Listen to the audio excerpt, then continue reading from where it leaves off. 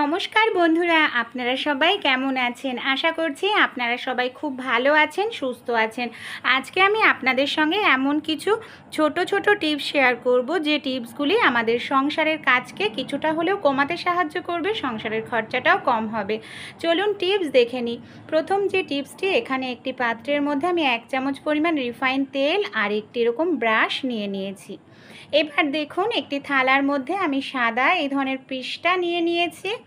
যে রিফাইন তেলটা নিয়েছি না, এই ব্রাশের সাহায্যে খুব ভালো করে রিফাইন তেলটা এই পিসটাটার ওপর এইভাবে ব্রাশ করে লাগিয়ে নেব। পুরোটা পিসটার মধ্যেই আমরা এই তেলটা দেখুন এইভাবে খুব ভালো করে লাগিয়ে নিচ্ছি। বন্ধুরা, এটা কিন্তু হতে চলেছে খুবই দারুণ একটি জিনিস। দেখুন, পুরোটা পিসটার মধ্যে লাগিয়ে নিলাম।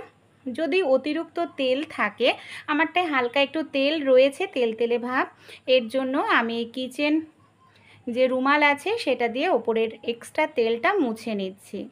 এটা কিন্তু আমাদের একটি বাটার পেপার তৈরি হয়ে গেল। আমরা অনেক সময় কেক বাড়িতে বানাই, যেটা বাটার পেপার আমরা অনেকটা দাম দিয়ে কিনে নিয়ে আসি। তাই যদি আমাদের হাতের কাছে না থাকে বাটার পেপার, আমরা এইভাবে কিন্তু তৈরি করে নিতে পারি। আপনারা চাইলে এরকমভাবে রেডি করে রেখে দিতে পারেন, একটি গার্ডার দিয়ে আটকিয়ে যখন প্রয়োজন ইউজ করতে পারেন, খরচাটা অনেকটাই কম পড়ে। পরের যে টিপসটি শেয়ার করব বন্ধুরা, জিন্স নিয়ে। এই ধরনের নতুন জিন্স আমরা যখন কিনে নিয়ে আসি না, জিন্সের যে বোতামের ঘাটটা থাকে খুবই টাইট থাকে, সহজে কিন্তু বোতামটা ঘাটের মধ্যে ঢোকানো যায় না। দেখুন, নখ দিয়ে টানাটানি করতে লাগে। ছোট্ট এই কাজটি করুন। একটি সেফটি পিন নিয়ে নিন, বোতামটার মধ্যে এইভাবে সেফটি পিনটাকে ঢুকিয়ে নিন।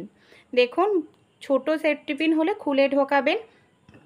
তারপর এইভাবে সেফটি পিনটাকে ঘরের মধ্যে ঢুকিয়ে নিলেই দেখুন কত সহজে বোতামটা তার ঘরের মধ্যে ঢোকানো হয়ে গেল। কোনো রকম সময় বা ঝামেলা লাগবে না। পরের যে টিপসটি বন্ধুরা, এখানে একটি পাত্র নিয়ে নিয়েছে, একটি গ্রেটার নিয়ে নিয়েছে, একটি রসুন আমি এইভাবে গ্রেট করে এই পাত্রের মধ্যে নিয়ে নিচ্ছি। এর মধ্যে আমি কিছু জিনিস দিয়ে দেব। এখানে দেখুন, আমি নিয়ে নিয়েছি টুথপেস্ট, সামান্য পরিমাণ টুথপেস্ট দিয়ে দিলাম। তারপর বন্ধুরা, এখানে আমি নিয়ে নিয়েছি দেখুন ভিনিগার। এখানে আমাদের 2 চামচ পরিমাণ মতো ভিনিগার দিয়ে দিতে হবে। তারপর আমি এটা একটা মিশ্রণ তৈরি করব, এর জন্য সামান্য পরিমাণ আমি আটা দিয়ে দিচ্ছি। এই যে আমরা রসুন, ভিনিগার, টুথপেস্ট ব্যবহার করলাম এই আটার মিশ্রণটাতে, এটা কিন্তু আমাদের বাড়ির বড় একটা সমস্যার সমাধান করতে চলেছে এই মিশ্রণটা। হাতের সাহায্যে খুব ভালো করে দেখুন এইভাবে আমি মিশিয়ে নিচ্ছি। এবার ছোট ছোট করে আমি কিছুটা পরিমাণ বলের মতো তৈরি করে নেব। এটাকে আমরা কোথায় কি কাজে ব্যবহার করব চলুন তাহলে দেখে নিই। আমাদের প্রত্যেকের বাড়িতেই টিকটিকি আরশোলা ঘর বাড়িতে ঘোরাঘুরি করে, বিশেষ করে গ্যাসের ওভেনের আশেপাশে আরশোলা টিকটিকির উৎপাত দেখা যায়। আপনারা এইভাবে একটি বল বানিয়ে দিয়ে দেবেন। এর যে উগ্র গন্ধের কারণে আরশোলা টিকটিকি একেবারেই আসবে না। লাইটের পাশে কিন্তু টিকটিকি ঘোরাঘুরি করে, দিয়ে রাখবেন, দেখবেন উধাও হয়ে যাবে আপনাদের বাড়ি থেকে টিকটিকি। যে জায়গায় আপনারা আরশোলা দেখতে পান সেই সব জায়গায় দিয়ে দেবেন। ছোট্ট টোটকা কিন্তু ভীষণ উপকারী। পরের যে টিপসটি শেয়ার করছি বন্ধুরা, জিন্সের প্যান্ট নিয়ে। জিন্সের প্যান্ট ভাঁজ করে নর্মালভাবে ফ্রিজে আমরা যখন আলমারিতে রাখি বন্ধুরা, দেখা যায় এইভাবে ভাঁজ করে আলমারিতে রাখলে 5-6টা জিন্সের প্যান্টে অনেকটা জায়গা নিয়ে নেয়। বা আমরা কোথাও ঘুরতে যাচ্ছি, ট্রলিতে নিয়ে গেলে 2-3টে জিন্সের প্যান্ট নিলেই ভরে যায়। তা জিন্সের প্যান্টটাকে এইভাবে 2টো পা একসঙ্গে ভাঁজ করে নিতে হবে। তারপর একটা পা এইভাবে ভাঁজ করে নিয়ে কোমরের দিক থেকে গোটাতে হবে, এইভাবে রোল মতো করে। একটু দেখে নিলে কিন্তু বেশি ভালো হয়। এইভাবে আপনারা একটু টাইট করে রোলটা গোটাবেন, তাহলে কিন্তু সরু হবে। দেখুন, এইভাবে আমি পুরো পা পর্যন্ত গুটিয়ে নিলাম। যে এক্সট্রা পা আমি ভাঁজ করে দিয়েছিলাম সেই পাটাকে এইভাবে উল্টো করে নিচ্ছি। আর এই পুরো প্যান্টটাকেই আমি এই যে সামান্য অংশের বাড়তি পাটা রয়েছে এইভাবে ঢুকিয়ে দিচ্ছি। এতে আমাদের দুটো উপকার হবে। কম জায়গার মধ্যে জিন্সের প্যান্টটা আমরা রাখতে পারবো।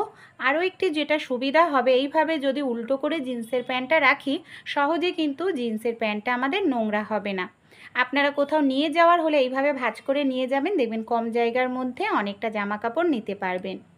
পরের যে টিপসটা যাতে গ্যাসের খরচা কম হয়, সময় কম না লাগে, এর জন্য আমরা প্রত্যেকেই প্রেশার কুকার কিন্তু বন্ধুরা ব্যবহার করি। কিন্তু যতই আমরা প্রেশার কুকারটা ভালো করে জল ঝরিয়ে নিই না কেন, তাও দেখা যায় প্রেশার কুকারের মধ্যে কিন্তু সামান্য পরিমাণ একটু হলেও জল থেকে যায়। আমাদের যে কাজ করতে হবে, কোনো একটি কাপড় দিয়ে অবশ্যই খুব ভালো করে প্রেশার কুকারের ভেতরটার জলটা মুছে নিতে হবে। তারপর আমরা যখন গ্যাসে প্রেশার কুকারটা বসাবো না, এইভাবে উল্টো করে কয়েক সেকেন্ড 1-2 সেকেন্ড বসিয়ে নেব। তাহলে হালকা যে জল ভাবটা আছে সেটাও কিন্তু খুব দ্রুত শুকিয়ে যাবে, এমনকি তাড়াতাড়ি প্রেশার কুকার গরম হবে। পরের যে টিপসটি, সাবান আমরা প্রত্যেকেই ব্যবহার করি। সাবান ব্যবহার করার পর সাবানের যে খালি প্যাকেটটা থাকে না, এটাকে কিন্তু আমরা প্রত্যেকেই ডাস্টবিনে ফেলে দিই। এই প্যাকেটটা আমরা নানা কাজে ইউজ করতে পারি, তাই আজকে আমি প্যাকেটটা কী কাজে ব্যবহার করব বন্ধুরা, চলুন তাহলে দেখে নিই। সবার প্রথমে এই প্যাকেটের সাইডের অংশগুলোকে আমি এইভাবে দেখুন ভাঁজ করে দিচ্ছি। আপনারা চাইলে কেটে ফেলে দিতে পারেন। এবার এটাকে ভাঁজ করে আমাদের এখানে নিয়ে নিতে হবে কিছুটা পরিমাণ সেলো টেপ। আপনাদের বাড়িতে যদি সেলো টেপ, ডবল টেপের সেলো টেপ থাকে, আপনারা তাও লাগিয়ে নিতে পারেন। আমার হাতের কাছে ছিল না, তাই আমি নর্মাল সেলো টেপটাকেই এইভাবে ভাঁজ করে নিচ্ছি, যাতে কোনো জায়গায় আমি খুব ভালো করে এটাকে লাগাতে পারি, মানে ডবল টেপের সেলো টেপের মতো করে নিচ্ছি। তাহলে আমার এই সাবানের যে প্যাকেটটা, এটা রেডি হয়ে গেল। এটাকে কি করব, আমাদের বাড়িতে যে দরজা আছে না, দরজার পেছন দিকটায় দেখুন আমি এইভাবে টাইট করে লাগিয়ে নিলাম।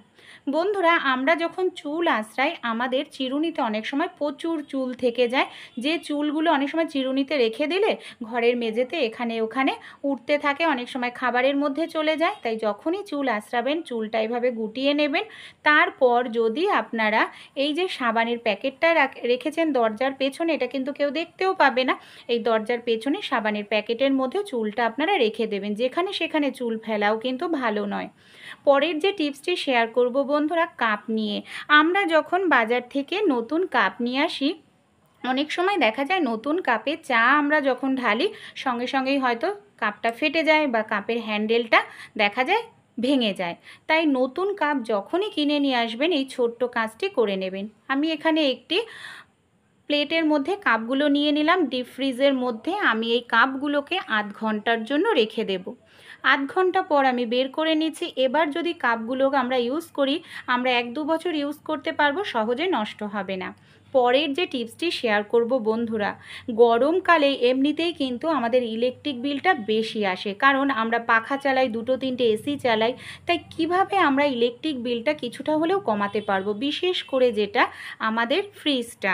কারণ অন্যান্য সময়ের থেকে কিন্তু আমরা গরমকালে খাবার দাবার বেশি ফ্রিজে রাখি, না হলে নষ্ট হয়ে যায়।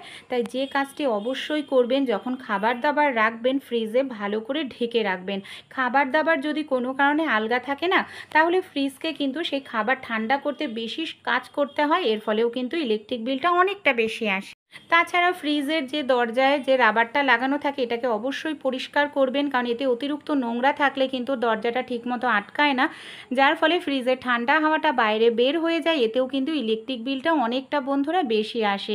তাই ফ্রিজে যতটা সম্ভব কম খাবার রাখার চেষ্টা করবেন, যেগুলো বাইরে থাকলে ভালো থাকে সেগুলো বাইরেই রাখবেন। যদি ফ্রিজ ভর্তি করে জিনিসপত্র রেখে দেন, তাহলে কিন্তু সেই জিনিসপত্রগুলো ঠান্ডা করার জন্য ফ্রিজকে অনেকটা কাজ করতে হয়, এতে ইলেকট্রিক বিলটা বেশি আসে।